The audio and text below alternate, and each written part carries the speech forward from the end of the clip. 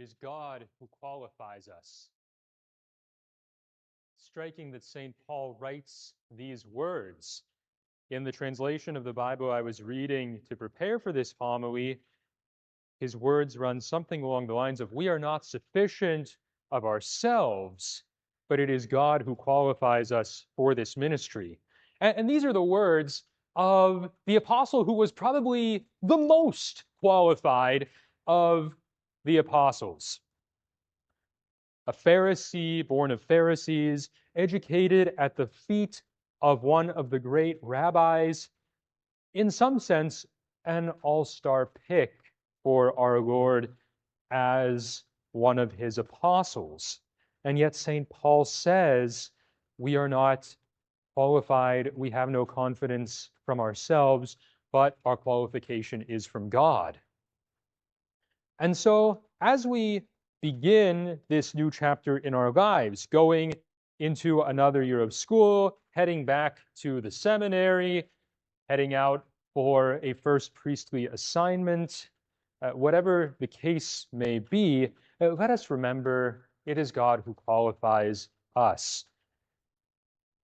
On the one hand, this gives us confidence, as St. Paul says, because ultimately we do not have to be reliant solely upon ourselves, upon our own skills, our own education, our own knowledge.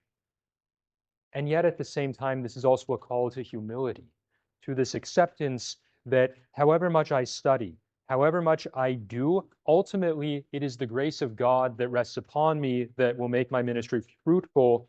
And so let us remember to keep our connection with that grace. Let us prioritize prayer, the sacraments. Let's carve out times for these things so that we are not simply spinning our wheels, trying to accomplish on our own that which God has indicated is what His grace is to do.